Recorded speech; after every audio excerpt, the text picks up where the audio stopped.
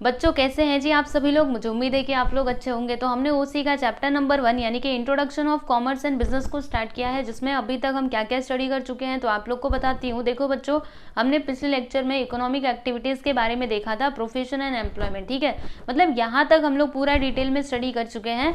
अभी आज के इस वीडियो में हम लोग क्या क्या देखने वाले हैं, तो आज हम लोग देखेंगे बच्चों बिजनेस ऑब्जेक्टिव। ठीक है, जैसे बिजनेस जो रहता है ना, उसके कुछ ना कुछ ऑब्जेक्टिव्स होते हैं, उसका कुछ ना कुछ एम होता है। ठीक है, तो क्या होता है वो हम देखेंगे। इसके अलावा 1.5 में हम देखेंगे role of profit in business, यानी बिजनेस में प्रॉफिट का क्या रोल होता है ना। कोई भी इंसान बिजनेस करता है किसके लिए बच्चों? प्रॉफिट कमाने के लिए। तो ये प्रॉफिट का रोल क्या है, क्या मतलब कौन सा रोल ये प्ले करता है प्रॉफिट। ठीक है, ये हम लोग यहाँ पे देखने वाले हैं। ओके, तो चलो फिर स्टार्ट करते हैं। और पिछले लेक्चर में आपको कुछ भी डाउट तो नहीं है ना? अगर कुछ भी डाउट रहेगा तो आप मेरे से पूछ सकते हो बच्चों। आप हमारे टेलीग्राम चैनल को ज्वाइन कर लीजिएगा और वहाँ पे अपने डाउट्स आप पूछ सकते हो। ठीक है, आप अपने दोस्तों के साथ वहाँ पे डिस्कस भी कर सकते हो। ठीक है, चलो अभी आ जाना है आपको पेज नंबर, कौन से पेज नंबर पे आना है? पेज नंबर 6 पे आ जाइए सभी लोग।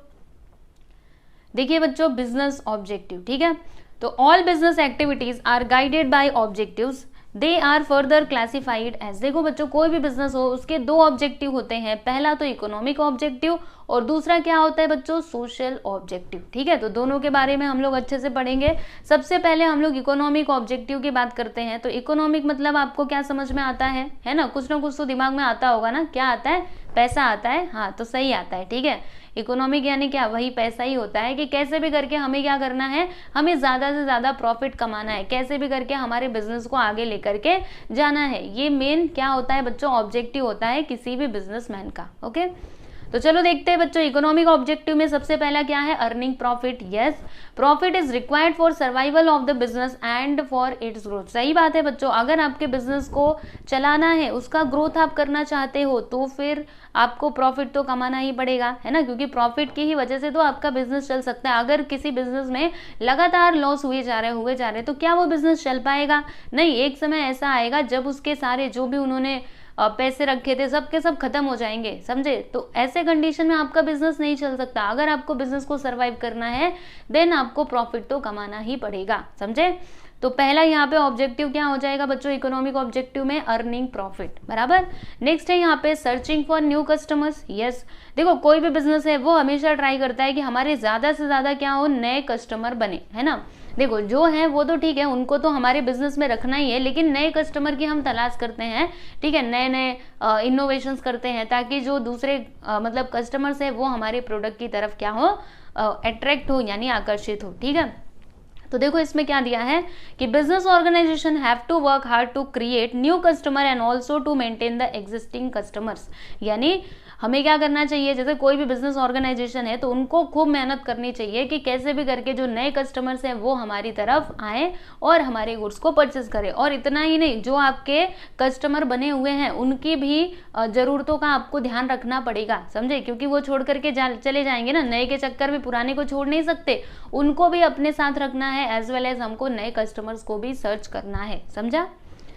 अब चलो बच्चों, यहाँ पे सर्चिंग न्यू कस्टमर समझा ना। अगला यहाँ पे है इनोवेशंस। यस, अभी जो मैं आपको बता रही थी, देखो हमें क्या करना चाहिए एज अ बिजनेसमैन, हमें ना टाइम टू टाइम अपने जो भी गुड्स हम प्रोड्यूस कर रहे हैं उसमें टाइम टू टाइम हमें चेंजेस करते रहने चाहिए, है ना? क्योंकि देखो समय के साथ बदलाव जरूरी है, जो समय के साथ नहीं बदलता वो पीछे ही रह जाता है। ठीक है, इसीलिए समय के साथ हमें क्या करना चाहिए, बदलना चाहिए। तो देखिए बच्चों, इसमें क्या दिया है कि इट इज अ डेवलपमेंट और positive change which results into improvement in product और process of production. It has to spend money on research and development. Research and development, R&D मतलब क्या होता है बच्चों? Research and development. ठीक है, देखो ब्रैकेट में लिखा हुआ है, market survey, use of technology etcetera. यानी कि हमें क्या करना चाहिए बच्चों? नए नए इनोवेशंस करते रहने चाहिए। अब अपने मन से कुछ भी इनोवेशन नहीं करना है। इनोवेशन मतलब क्या? जैसे नई नई टेक्नोलॉजीज वगैरह यूज करना, ये इनोवेशन होता है, मतलब नई चीजें करना, समझा? तो ये हम ऐसे ही नहीं कर सकते। इसके लिए आपको सबसे पहले तो ये पता लगाना पड़ेगा कि कस्टमर को क्या पसंद आ रहा है। ठीक है, उसका प्रॉपरली सर्वे करवाइए। फिर आप देखिए कि आपके कॉम्पिटिटर्स कौन सी टेक्नोलॉजी का यूज कर रहे हैं। तो ये सारी चीजों को ध्यान में रख करके आपको अपने मतलब आपका जो ऑर्गेनाइजेशन है उसमें चेंजेस लाने चाहिए। ठीक है, रिसर्च एंड डेवलपमेंट, यानी रिसर्च आपको करना है फिर जाके आप डेवलपमेंट कर सकते हो, समझा? आपको इनोवेशन मतलब क्या? इजी है ना बच्चों? चलिए अभी अगला देखते हैं। Best possible use of resources, यानी आपके पास जो भी रिसोर्सेज अवेलेबल हैं उन्हें आपको अच्छे से यूज करना चाहिए, ठीक है। रिसोर्सेज को आपको बर्बाद बिल्कुल भी नहीं करना चाहिए, समझे। तो वही बात यहाँ पे बोली गई है कि रिसोर्सेज आर स्केर्स, मतलब रिसोर्सेज जो है वो क्या है बच्चों, स्केर्स है, यानी वो कम है, ठीक है। एंड हैव अल्टरनेटिव यूजेस, मतलब उनके बहुत सारे यूजेस हैं, ठीक है। They should be use to its maximum and should not be wasted, मतलब हमें क्या करना चाहिए, उसको एकदम अच्छे से यूज करना चाहिए, उसको वेस्ट नहीं करना चाहिए, ठीक है। Optimum use of resources ultimately leads to increasing profits. देखो बच्चों, अगर हम लोग सारे रिसोर्सेज का अच्छे से यूज करेंगे, ठीक है, कुछ भी वेस्ट नहीं होने मतलब नहीं होने देंगे, तो अल्टीमेटली आपको प्रॉफिट होगा। अगर सब कुछ अच्छे से आपके ऑर्गेनाइजेशन में मैनेज किया जाएगा तो प्रॉफिट तो होगा ही ना, समझे। और ऐसे ही हम लोग रिसोर्सेज को बर्बाद करते जाएंगे, ठीक है, पूरा उसका अच्छे से यूज नहीं किया, ऐसे ही कूड़ेदान में डाल दिया, तो उसका कोई फायदा है नहीं, इसमें आपको तो लॉस होने के चांसेस है। लेकिन अगर आप लोग अच्छे से रिसोर्सेज का यूज करते हो, ऑप्टिमम यूज करते हो, मतलब जितना उसका लिमिट है उतना उसका यूज करते हो, देन आपको प्रॉफिट तो होना ही है, ठीक है बच्चों। तो इकोनॉमिक ऑब्जेक्टिव में ये 4 पॉइंट्स थे, earning profit, searching new customers, तीसरा था इनोवेशन, चौथा था यहाँ पे best possible use of resources, यानी रिसोर्सेज का हमको अच्छे से यूज करना चाहिए, समझा। चलो आगे चलते बच्चों, सोशल ऑब्जेक्टिव। अब सोशल ऑब्जेक्टिव क्या होता है, तो कुछ सामाजिक ऑब्जेक्टिव्स भी होते हैं। सोशल यानी क्या होता है, सामाजिक, खाली बस पैसा कमाना ही नहीं है, बल्कि लोगों का मतलब समाज के बारे में भी आपको सोचना है। देखिए इसमें सबसे पहला पॉइंट क्या है बच्चों, सप्लाइंग क्वालिटी प्रोडक्ट। देखो बच्चों, ऐसा नहीं है कि आप बिजनेसमैन हो तो पैसा कमाने के चक्कर में आप कैसे भी प्रोडक्ट सप्लाई कर दोगे मार्केट में, ऐसा आपको बिल्कुल भी नहीं करना है। आपको क्या करना चाहिए, लोगों की जरूरतों का भी तो ध्यान रखो ना, ठीक है, लोगों के, क्योंकि देखो अगर आप खराब गुड्स को ऐसे ही मतलब मार्केट में सप्लाई कर दोगे तो लोगों की सेहत खराब होगी, कोई खाने वाली चीज रहेगी तो लोगों की सेहत खराब होगी ना। तो ये क्या कर रहे हो, ये आप अपनी सोशल रिस्पॉन्सिबिलिटी को अच्छे से निभा नहीं रहे हो, ठीक है। तो हमें क्या करना चाहिए, एज अ बिजनेसमैन हमें क्वालिटी प्रोडक्ट्स को सप्लाई करना चाहिए। तो every business has to provide quality product to its customers, ठीक है। Quality means a combination of purity, safety, durability, utility etcetera, यानी कि आपका जो गुड्स है ना बच्चों, वो कैसा होना चाहिए, प्योर होना चाहिए और सेफ भी होना चाहिए, उसके कुछ साइड इफेक्ट्स नहीं होने चाहिए। इसके अलावा ड्यूरेबिलिटी, वो मतलब ड्यूरेबल भी होना चाहिए, और यूटिलिटी यानी वो यूज करने लायक भी होना चाहिए, समझे कि नहीं। प्योरिटी एंड सेफ्टी की गारंटी, जैसे कि अभी हम लोग देखते हैं ना जो पतंजलि के प्रोडक्ट्स है, ठीक है, वो क्या होते हैं बच्चों, वो पूरा नेचर से बने हुए होते हैं और उसमें पूरा आपको प्योरिटी की पूरी गारंटी होती है, ठीक है। तो सब लोग उस पर ज्यादा भरोसा करते हैं और पतंजलि का ही सारी चीजें परचेस करके लाते हैं, ठीक है, क्योंकि ये नेचर से जुड़ी हुई है and this is pure also, ठीक है। तो लोग क्या करते हैं, उसी को खरीदते हैं। क्यों खरीदते हैं, क्योंकि वो पतंजलि क्या प्रोवाइड कर रही है बच्चों, क्वालिटी प्रोडक्ट्स। समझ में आया, ये तो बस एक एग्जांपल था। अभी बहुत सारी कंपनीज है जो अपने प्रोडक्ट्स को पहले से ही बता देती हैं ये सेफ है, इसका कोई साइड इफेक्ट्स नहीं है, ठीक है। तो अगर आप ऐसे गुड्स को मतलब मार्केट में सप्लाई करोगे, देन आपका मतलब आपका सेल तो बढ़ेगा ही, इसके साथ साथ आप अपनी सोशल रिस्पॉन्सिबिलिटी जो है उसको भी आप पूरा कर रहे हो, ठीक है। समझा आपको ये वाला पॉइंट। अगला यहाँ पे है अवॉइडिंग अनफेयर ट्रेड प्रैक्टिसेस, मतलब हमें अनफेयर ट्रेड प्रैक्टिसेस नहीं करनी है। जैसे कि एक बार इसको रीड करो, अभी समझेगा। देखो, unfair trade practices like black marketing, misleading advertisements, wrong measurement etcetera should be avoided, यानी कि हमें ब्लैक मार्केटिंग सबसे पहले नहीं करनी चाहिए, कालाबाजारी, और इसके अलावा मिसलीडिंग एडवर्टाइजमेंट, यानी एडवर्टाइजमेंट में कुछ और बोला और एक्चुअल में प्रोडक्ट में कुछ और है, तो ऐसा आपको नहीं करना है ना, क्योंकि वो ऐड देख करके लोग आपके प्रोडक्ट को खरीद रहे, ठीक है। अब अगर आपने ऐड में ही गलत बोला है तब तो ये गलत बात हो गई ना, तो इसीलिए एडवर्टाइजमेंट सही से होना चाहिए, जो है वो बताओ, ठीक है। रॉन्ग मेजरमेंट है ना, देखो आपने आपका एक्चुअल में गुड का जो वेट है वो कुछ और है, लेकिन आपने लिखा कुछ और है, ठीक है, तो दिस इज रॉन्ग। तो ये आपको नहीं करना है, ठीक है। तो ये सारी चीजों को आपको अवॉइड करना चाहिए एज अ बिजनेसमैन, ठीक है। It is important for survival and growth of business, यानी अगर आपको अपने बिजनेस का ग्रोथ करवाना है, उसको अच्छे से चलाना है, तो दिस इज वेरी नेसेसरी। क्योंकि देखो एडवर्टाइजमेंट पे भरोसा करके एक बार मैंने वो प्रोडक्ट खरीद लिया, ठीक है, लेकिन एक्चुअल में मेरे को क्या पता चलता है कि जो ऐड में बोला गया था वो बात तो गलत थी, ये तो दूसरा ही है ना। तो क्या मैं दोबारा से आपके दुकान पे जाऊंगी खरीदने के लिए वो वाला गुड? नहीं, मैं अभी नहीं खरीदूंगी। तो इससे क्या हुआ, आपका ही नुकसान हुआ ना, क्योंकि आगे से अभी आपका कोई गुड्स नहीं खरीदेगा। एक बार ही आप उल्लू बना सकते हो लोगों को, बार बार नहीं बना सकते, ठीक है। इसीलिए हमें अनफेयर ट्रेड प्रैक्टिसेस नहीं करनी चाहिए, समझा। चलो आगे चलते बच्चों। Employment generation. अभी इसका मतलब क्या हुआ, देखो बच्चों, ये जो बिजनेसेस होती हैं उनको क्या करना चाहिए, रोजगार भी जनरेट करना चाहिए, है ना, फॉर स्किल पर्सन और अनस्किल पर्सन, यानी जिनके पास कुछ डिग्री है, जिन्होंने कुछ सीखा है, तो उनके लायक उनको क्या करना चाहिए, जॉब प्रोवाइड करना चाहिए, और जिन्होंने कुछ नहीं सीखा तो उनको वो लेबर के तौर पे अपने ऑर्गेनाइजेशन में काम दे सकते हैं, है ना। तो ये भी एक सामाजिक कर्तव्य ही है बिजनेस का, क्योंकि देखो आपका जो बिजनेस है वो किसकी वजह से चल रहा है, तो ये समाज की वजह से ही चल रहा है। अगर लोग आपके सामान को नहीं खरीदेंगे तो आप सर्वाइव नहीं कर पाओगे, ठीक है। तो अगर आप यहाँ पे काम कर रहे हो, यहाँ पे आप अपना बिजनेस चला रहे हो, तो आपका ये कर्तव्य बनता है कि लोगों को आपको जॉब की जो अपॉर्चुनिटीज है वो प्रोवाइड करनी ही चाहिए, ठीक है। तो चलिए देखते हैं बच्चों इसमें क्या लिखा है कि business is a socio economic institution, right, है ना। Business should create jobs for skilled and unskilled people, यानी जिन्होंने कुछ सीखा है, स्किल यानी क्या, जिनके पास कुछ ना कुछ कला है, कुछ हुनर है, अनस्किल मतलब जिनके पास कुछ भी कला नहीं है, तो इन दोनों के लोगों के लिए ही बिजनेस को एम्प्लॉयमेंट मतलब रोजगार प्रोवाइड करना चाहिए, ठीक है। It should provide employment opportunities to economically backward and दिव्यांग पर्सन्स, यानी जो भी दिव्यांग है, दिव्यांग मतलब आपको पता है ना, दिव्यांग यानी जो अच्छे से चल नहीं पाते या फिर किसी का कुछ तो होता है डिफेक्ट, ठीक है। तो ऐसे लोगों के लिए भी क्या करना चाहिए, एम्प्लॉयमेंट की अपॉर्चुनिटीज प्रोवाइड करनी चाहिए एज अ बिजनेस, है ना। चलो आगे चलते हैं बच्चों। एम्प्लॉयमेंट जनरेशन समझ में आया, बिजनेस को एम्प्लॉयमेंट जनरेशन मतलब रोजगार को भी जनरेट करना चाहिए for skill and unskilled persons, ठीक है।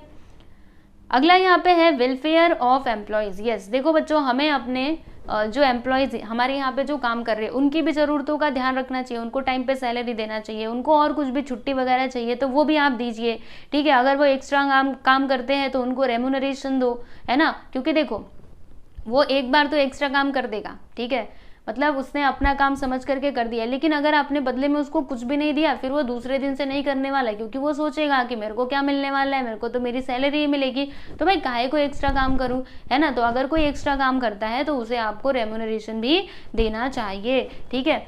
चलिए देखिए इसमें क्या दिया है कि skilled and unskilled workers are the part of the society. Yes, society के ही पार्ट होते हैं बच्चों skilled and unskilled workers, right.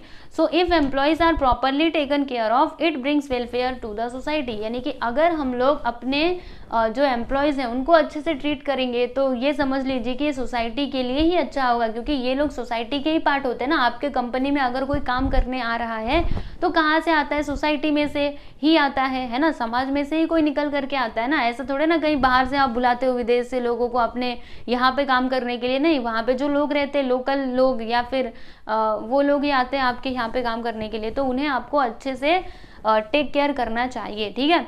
This can be achieved by providing fair and regular remuneration, उनको अच्छे से सैलरी देते करो time to time. Good working condition भी आपका अच्छा होना चाहिए, ऐसे नहीं कि कहीं भी भेज दिया उनको काम करने के लिए, ठीक है। And impartial personal policies offering incentives etcetera, यानी कि हमें क्या करना चाहिए, हमें उनके बीच में भेदभाव भी नहीं करना चाहिए कि तुम अच्छे हो तुम बुरे हो, तुम ऐसे तुम वैसे, ठीक है। सबको इक्वली हमको ट्रीट करना चाहिए, ठीक है। और अगर वो एक्स्ट्रा काम करते हैं तो उनको इंसेंटिव वगैरह भी हमें देना चाहिए। तो अगर आप ये सारी चीज़ें करते हो तो अल्टीमेटली क्या होगा बच्चों, एम्प्लॉयज़ का जो मतलब एम्प्लॉयज़ का जो भी आपके यहाँ पे लोग काम कर रहे हैं उनको खुशी मिलेगी, और उनको खुशी मिलने से सोसाइटी का ही भला होगा, सोसाइटी का ही अच्छा होगा, समझे। अगला देखिएगा बच्चों, इसमें क्या दिया है कि helps to solve social problems, यानी कि जैसे कि सोशल प्रॉब्लम्स मतलब क्या, अभी देखो इंडस्ट्रियलाइजेशन की वजह से क्या हो रहा है बच्चों, बहुत सारी प्रॉब्लम्स आ रही है, जैसे कि एयर पॉल्यूशन, नॉइज पॉल्यूशन, ठीक है, वाटर पॉल्यूशन। तो ये सारे जो पॉल्यूशन है ना उसे हमें कम करने की कोशिश करनी चाहिए, क्योंकि इंडस्ट्री की वजह से ये सारी प्रॉब्लम्स क्रिएट होती है। जो इंडस्ट्रीज में से, फैक्ट्रीज में से जो धुआं निकलता है वो पूरा हवा में मिल जाता है, जिसके कारण एयर पॉल्यूशन होता है। तो एज अ बिजनेस हमारा ये कर्तव्य है कि हम लोग इसको कम करने की कोशिश करें। हम इसको पूरा खत्म तो नहीं कर सकते, लेकिन हम कुछ ना कुछ उपाय करके इसको कम करने का प्रयास अवश्य ही कर सकते हैं। तो देखिए इसमें क्या दिया है कि ड्यू टू रैपिड इंडस्ट्रियलाइजेशन की वजह से many social problems arises like traffic jams, है ना, ट्रैफिक जाम्स हो रहे हैं। फिर ग्रोथ ऑफ स्लम्स, ठीक है, स्लम यानी क्या होता है, जैसे छोटे से एरिया में बहुत सारे घर होते हैं उसको क्या बोला जाता है, स्लम्स बोला जाता है, ठीक है। एयर एंड वाटर पॉल्यूशन, तो business should be aware of this and should try to reduce them, ठीक है। बिजनेस को क्या करना चाहिए, इसके बारे में जानकारी उनके पास होनी चाहिए और उन्हें ट्राई करना चाहिए कि कैसे भी करके इसको रिड्यूस किया जाए, यानी कि कम किया जाए, समझा आपको, ठीक है, तो ये भी हमारा एक कर्तव्य बन जाता है। एंड लास्ट में है बच्चों contributing to the welfare of the society, यानी सोसाइटी के अच्छे के लिए भी हमें क्या करना चाहिए बच्चों, कंट्रीब्यूट करना चाहिए। जैसे कि कोई संस्था है बहुत अच्छा काम कर रही है तो हमें उसे डोनेशन भी प्रोवाइड करना चाहिए। इसके अलावा अगर कोई गांव है जहाँ पे स्कूल नहीं है तो स्कूल बनाने में आप मदद कर सकते हो। ठीक है, बहुत सारे पुण्य के काम है जो आप कर सकते हो और आपका बिजनेस आगे लेकर के जा सकते हो। तो क्या दिया इसमें देखिएगा, business house should take care of general welfare of the society, for that they should give donations for good cause, offering scholarship for higher education. Yes, ये काम भी आप लोग कर सकते हो। इसके अलावा जो मैंने बताया वो भी कर सकते हो। ठीक है, तो आप लोगों ने देखा होगा कई सारी जो बिजनेसमैन है ना वो क्या करते हैं बच्चों, वो साल में एक बार या फिर कभी तो क्या करते हैं ना, लोगों की मदद करते हैं, किसी को फ्री एजुकेशन प्रोवाइड करते हैं। ठीक है, तो ये क्या है बच्चों, ये उनकी मतलब सोशल रिस्पॉन्सिबिलिटी है ना, क्योंकि आप समाज का हिस्सा है। अगर आप हैं किसकी वजह से, समाज की वजह से। अगर समाज नहीं होता, अगर समाज आपका बहिष्कार कर दे तो आप कुछ भी नहीं है। ठीक है,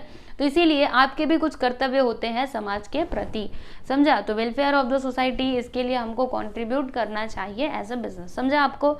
तो यहाँ पे बच्चों हमने बिजनेस ऑब्जेक्टिव पूरा के पूरा खत्म कर लिया है। 2 ऑब्जेक्टिव है, इकोनॉमिक एंड सोशल। तो इकोनॉमिक में हमने क्या क्या देखा था, अर्निंग प्रॉफिट, दूसरा सर्चिंग फॉर न्यू कस्टमर, तीसरा इनोवेशन, चौथा best possible use of resources. ठीक है, फिर हमने सोशल ऑब्जेक्टिव में क्या क्या देखा, supplying quality products, avoiding unfair and trade practices. ठीक है, फिर एम्प्लॉयमेंट जनरेशन, फिर हमने देखा welfare of employees, and E देखा हमने help to solve social problems, and F हमने देखा contributing to the welfare of the society. समझ में आया ना आपको अच्छे से। अगर कुछ भी डाउट रहता है आप जरूर मुझे याद कीजिएगा, मैं आपको अवश्य ही जवाब दूंगी। ठीक है, तो आप लोग कहाँ पे डाउट पूछ सकते हो, आप टेलीग्राम चैनल में पूछ सकते हो या फिर इंस्टाग्राम पे भी मेरे से डाउट पूछ सकते हो। ठीक है बच्चों, तो अभी हम लोग अपना अगला टॉपिक देखेंगे। यहाँ पर देखिएगा बच्चों, ये है आपका अगला topic, role of profit in business, यानी जो प्रॉफिट होता है ना बच्चों उसका बिजनेस में रोल क्या होता है वो हम लोग देखेंगे। ठीक है, तो सबसे पहली बात देखो बच्चों, प्रॉफिट आपको कैसे मिलता है। तो देखो इसका फॉर्मूला दिया गया है, revenue minus total cost. Revenue मतलब क्या होता है, जैसे कि एक पेन का एग्जाम्पल लेते हैं। ठीक है, तो एक पेन है आपके पास, बराबर। तो अब ये जो पेन है ना ये कितने का है, इसका प्राइस है 10 रुपये। आपने क्या किया, 10 रुपये का पेन बेचा, आपके पास कितना पैसा आया, 10 रुपये आया, बराबर। तो ये आपका क्या कहलाएगा बच्चों, रिवेन्यू कहलाएगा। ठीक है, अच्छा कॉस्ट क्या कहलाएगा, तो उस पेन को बनाने के लिए आपने कितना खर्चा किया वो आपका क्या कहलाएगा बच्चों, टोटल कॉस्ट। जैसे सपोज करो कि वो पेन बनाने के लिए आपको 8 रुपये का खर्चा आया, कितना, 8 रुपये। तो ये जो 8 रुपये है ना बच्चों ये आपका टोटल कॉस्ट है, और आपने पेन कितने का बेचा बच्चों, 10 रुपये का बेचा, तो आपको कितने का प्रॉफिट हुआ बताओ। देखो बनाने में उसको 8 रुपये का खर्चा लगा, बराबर, और 10 रुपये का आपने बेचा, तो कितने का प्रॉफिट हुआ, 2 रुपये का हुआ। तो ये 2 कैसे मिला, मतलब ये 2 आपको कैसे मिला, 10 में से 8 को माइनस किया तब मिला ना। तो वही है यहाँ पे, रिवेन्यू माइनस टोटल कॉस्ट करोगे तब जाके आपको क्या मिलेगा बच्चों, प्रॉफिट मिलेगा। तो याद रखना, ठीक है, समझे ना, याद रखोगे ना। चलो अभी देखते हैं बच्चों, role of profit in business. तो बिजनेस में प्रॉफिट के कौन कौन से रोल होते हैं। तो देखो यहाँ पे बहुत ही अच्छे से ये चार्ट बना करके दिया गया है। तो अगर आपके एग्जाम में आता है ना बच्चों तो आप लोग ये चार्ट वगैरह डायग्राम बना सकते हो और बहुत ही अच्छे नंबर ला सकते हो। ठीक है, थोड़ा कुछ ना नया करने की कोशिश करने का। देखो आपकी टेक्स्ट बुक में कितने अच्छे से ये डायग्राम बनाया हुआ है, तो आप भी एग्जाम में जब भी क्वेश्चन आता है तो ऐसे डायग्राम बना करके पॉइंट्स पहले लिखिए, फिर उसके बाद नीचे उसको एक्सप्लेन कीजिए। ठीक है, तो यहाँ पे बहुत सारे पॉइंट्स हैं, चलो एक एक करके हम लोग इसको समझते हैं। तो पहला यहाँ पे है बच्चों रिटर्न्स टू इन्वेस्टर्स। देखो बच्चों जो प्रॉफिट है, ठीक है, तो उसका पहला रोल क्या होता है बच्चों, इन्वेस्टर्स। इन्वेस्टर्स मतलब क्या होता है, जैसे कि जो कंपनी में इन्वेस्ट करते हैं। ठीक है, कंपनी में इन्वेस्ट करने वाले कौन कौन होते हैं, शेयर होल्डर का कभी नाम सुना है आपने, तो नहीं सुना है तो भी आप एसपी में सुन लोगे, चिंता मत करना। ठीक है, एसपी में आप सुनोगे शेयर। अच्छा एक मिनट, आपने 10th तो पढ़ा है ना, तो वहां पे आपने शेयर का नाम सुना होगा फाइनेंशियल प्लानिंग चैप्टर में। चलो जाने तो भूल गए तो कोई बात नहीं, बस आप ये समझो कि शेयर होल्डर्स क्या करते हैं, बिजनेस में इन्वेस्ट करते हैं। ठीक है, तो अगर वो इन्वेस्ट कर रहे हैं तो ऐसे ही बस पैसा दे दिया काम खत्म नहीं, वो कुछ ना कुछ रिटर्न उससे चाहते हैं। ठीक है, तो पहला तो प्रॉफिट का रोल क्या होता है बच्चों, जो भी इन्वेस्टर्स हैं उनको रिटर्न दिया जाए। ठीक है, जो शेयर होल्डर्स होते हैं ना बच्चों उनको डिविडेंड दिया जाता है, जो डिबेंचर होल्डर्स होते हैं उनको दिया जाता है इंटरेस्ट। ठीक है, तो वो सारी चीज़ें आप बाद में देखोगे।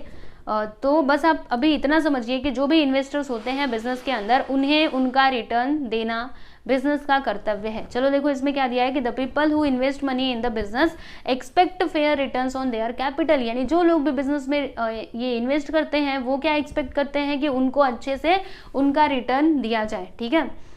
This is possible if adequate profits are earn by business. और देखो बच्चों बिजनेस कब उनका रिटर्न दे पाएगा, जब बिजनेस को प्रॉफिट होगा तब, ठीक है। अगर हम प्रॉफिट ही नहीं कमाएंगे तो उनको रिटर्न कहाँ से देंगे, सही बात है ना। तो इसीलिए अगर रिटर्न भी देना है तो बिजनेस को प्रॉफिट होना ही चाहिए। तो पहला रूल प्रॉफिट का क्या होता है बच्चों, रिटर्न्स टू इन्वेस्टर्स, ठीक है।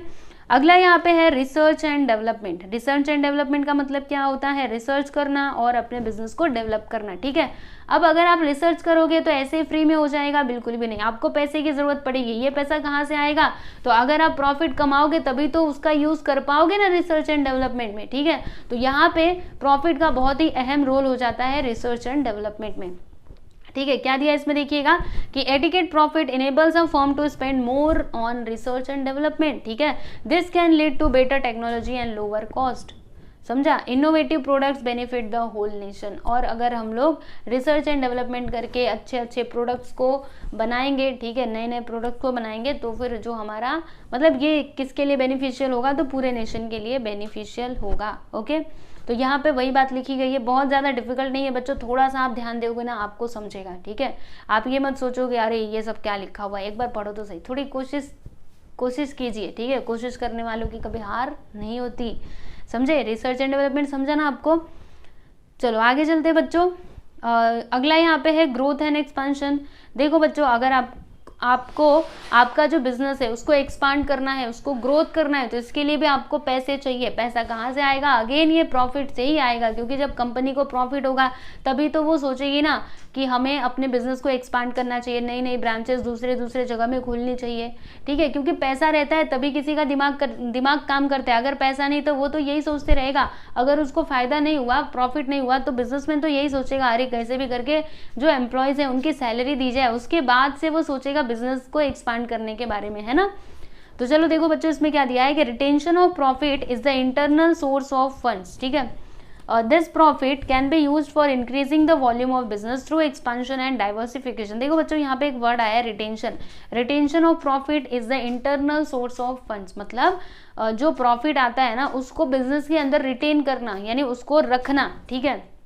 तो ये क्या होता है बच्चों, ये होता है इंटरनल सोर्स ऑफ फाइनेंस। जैसे आपको प्रॉफिट हुआ तो आपने क्या किया, इन्वेस्टर्स को तो रिटर्न कर दिया, फिर ग्रोथ एंड एक्सपेंशन, ये रिसर्च एंड डेवलपमेंट में भी पैसा लगा दिया, लेकिन जो पैसा बचा है उसको अपने पास रखना, अपने बिजनेस में आप रख देते हो कि हम इसका यूज फ्यूचर में करेंगे, ठीक है। ऐसा रखा जाता है। हर एक बिजनेसमैन मतलब बिजनेस जो होते हैं वो ऐसा करते हैं, अगर ज्यादा प्रॉफिट होता है ना तो उसको उसमें से कुछ पैसा निकाल करके वो अलग से रख देते हैं फॉर फ्यूचर यूज, क्योंकि फ्यूचर कैसा है बच्चों, अनसर्टेन है, हमें नहीं पता कल क्या हो, किसने जाना, कोई नहीं जानता, ठीक है। तो कभी भी अनसर्टेनिटी वाली कंडीशन आ सकती है, तो इसके लिए आपको प्रॉपरली प्रिपेयर रहना चाहिए, ठीक है।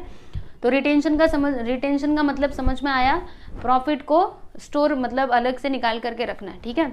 तो ये क्या हो गया, इंटरनल सोर्स ऑफ फंड्स, यानी अगर हमको समझ लीजिए कि प्रॉफिट में कोई बिजनेस मतलब बिजनेस में अगर फ्यूचर में कुछ भी अनसर्टेनिटी आती है तो वहाँ पे हम लोग ये रखे हुए पैसे का यूज कर सकते हैं। तो ये पैसा हम कहीं गए थे क्या, बाहर से लाने नहीं, वो हमारे पास था जिसका हमने यूज किया, समझा। This profit can be used for increasing the volume of business through expansion and diversification, यानी ये जो पैसा है इसका हम लोग यूज कर सकते हैं बिजनेस को ग्रोथ एंड एक्सपांड करने के लिए, ठीक है। The portion of the profit is री invested in the business for further development, और जो हमने पैसा वो रखा था उसका यूज हम लोग मतलब कर सकते हैं for further development of the business, यानी बिजनेस को और डेवलप करने के लिए, समझा। ग्रोथ एंड एक्सपेंशन में भी प्रॉफिट का बहुत ही अहम रोल होता है, क्योंकि जब हमको प्रॉफिट होगा तभी जाके हम बिजनेस को एक्सपांड कर पाएंगे, okay.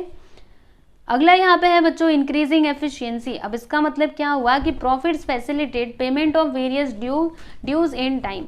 It also motivates the employees working in the organisation. This finally leads to increase in overall efficiency of the organisation. देखो बच्चों अगर हमारे कंपनी को अच्छे से प्रॉफिट होगा तो हम लोग टाइम पे अपने वर्कर्स, हमारे यहाँ पे जो लोग भी काम कर रहे हैं उनकी सैलरी दे पाएंगे, हमारे जो भी इन्वेस्टर्स हैं उनको हम रिटर्न दे पाएंगे, ठीक है। तो जब हम ये सारी चीजें अच्छे से करेंगे, ठीक है, अच्छे से देखो जब पैसा मिलता है ना तभी जो वर्कर है या फिर एम्प्लॉय है वो अच्छे से काम करते हैं, ठीक है। अगर आप पैसा नहीं देते तो उनके मन में यही लगा रहता है, अरे मेरा पैसा मिलेगा कि नहीं मिलेगा, तो इससे वो अपना अच्छे से काम नहीं कर पाते, ठीक है। तो अगर आप उनको अच्छे से टाइम पे सैलरी वगैरह सारे पेमेंट करते हो तो फिर उनका मन भी लगेगा काम करने के लिए, और इससे क्या होगा, अल्टीमेटली जो आपका मतलब एफिशिएंसी है वो इंक्रीज हो जाएगा, लोग जी जान लगा करके, मन लगा करके मेहनत करेंगे, है ना। तो यहाँ पे भी प्रॉफिट का बहुत ही अहम रोल हो जाता है, ठीक है। इंक्रीजिंग एफिशिएंसी यानी बिजनेस की जो एफिशिएंसी है उसको इंक्रीज करने में भी हेल्प करता है कौन, प्रॉफिट।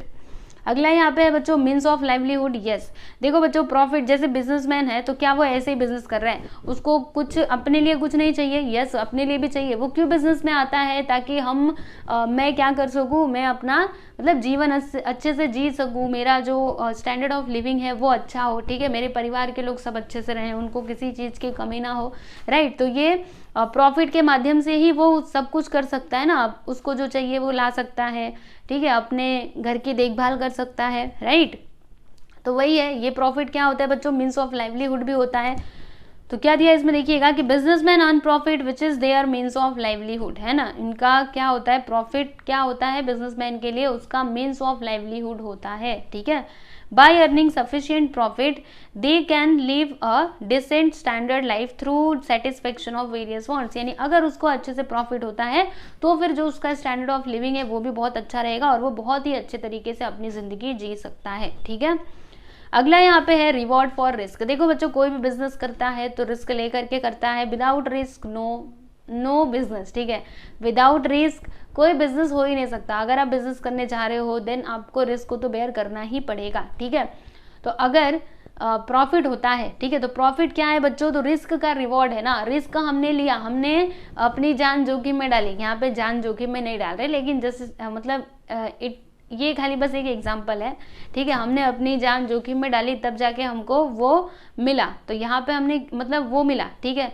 तो क्या मिला हमें, हमारा इनाम मिला। उसी प्रकार से ये जो बिजनेसमैन है वो रिस्क लेता है, ठीक है, वो अपना पूरा पैसा लगाता है, टाइम लगाता है, एक रिस्क लेकर के अपने साथ चलता है, और जब उसको प्रॉफिट मिलता है तो एक तरीके से उसको इनाम मिल गया ना, उसने जो उतनी मेहनत की, ठीक है, उसका इनाम उसको मिलता है। तो क्या दिया इसमें देखिएगा, profit is concern as a reward for assuming several business risk. Profit also serve as protection against those risk which cannot be ensured, for example fall in the demand, adverse government policy etc। समझा बच्चों, आपको profit क्या करता है, तो ये एक protection के जैसा है, जो क्या करता है उन सारे रिस्क से प्रोटेक्ट करता है। जैसे उसने बहुत सारी रिस्क ली थी ना, कि गवर्नमेंट की कोई पॉलिसी हुई, मतलब गवर्नमेंट की नई नई पॉलिसीज आती रहती है, ठीक है, या फिर डिमांड में क्या हो गया, फाल हो गया, तब हम क्या करेंगे, तो ये सारे रिस्क वो अपने साथ लेकर के चल रहा था। तो इसको जब भी प्रॉफिट हुआ तो एक तरीके से इसको प्रोटेक्शन मिला ना, समझा आपको। तो हम ऐसे ही बोल सकते हैं कि एक तरीके से उसको क्या मिला, इनाम मिला, समझा। तो ये है जी बच्चों आपका अगला पॉइंट, समझ रहा है कि नहीं। अब देखो बच्चों लास्ट में एक और पॉइंट है जी, survival. It helps the business to continue to exist in the market. If the business does not make enough profit it will not survive in the growing competitive environment. Profit means survival in competitive environment. देखो बच्चों ये तो बहुत important है, अगर आपके business को survive करना है, जीवित रहना है मार्केट में, तो फिर प्रॉफिट तो कमाना ही पड़ेगा। अगर प्रॉफिट नहीं तो आपका बिजनेस चल ही नहीं पाएगा, ठीक है। तो अगर आपको सरवाइव करना है देन आपको मतलब प्रॉफिट कमाना ही पड़ेगा, ठीक है। तो प्रॉफिट का इसमें बहुत ही अहम रोल होता है। ये क्या है, profit is the means of survival in competitive environment, क्योंकि कॉम्पिटिटर की कमी नहीं है, ठीक है। कोई भी बिजनेस आप उठा करके देख लो, उसमें बहुत कॉम्पिटिशन है बच्चों, ठीक है। तो अभी उस कॉम्पिटिशन में आपको कैसे खड़ा रहना है, this is the most important thing, okay. तो बिजनेस करना कोई आसान बात नहीं है, वहाँ पे आपको बहुत सारे एफर्ट्स लगाने पड़ते हैं, बहुत प्रयास करना पड़ता है, तब जाके कहीं सफलता प्राप्त होती है, समझे। तो यहाँ पर हमने क्या क्या देखा बच्चों, यहाँ पर हमने देखा नहीं, ये तो हमने देख लिया था ना, yes, business objective and profit, role of profit in business, ठीक है। अभी नेक्स्ट वीडियो में हम क्या देखेंगे बच्चों, क्लासिफिकेशन ऑफ बिजनेस एक्टिविटीज, जो कि बहुत ही सिंपल है। एंड आफ्टर दैट हम देखेंगे, क्या देखेंगे, यस, डिफरेंस बिटवीन, ओके। तो चलो बच्चों मिलते हैं नेक्स्ट वीडियो में। तब तक मैंने आपको जितना पढ़ाया है प्लीज़ अच्छे से रिवाइज करना। कुछ भी डाउट रहे तो आप मेरे को जरूर पूछ सकते हो, ठीक है। चलो बच्चों चलते हैं, मिलते हैं हम लोग नेक्स्ट वीडियो में। धन्यवाद।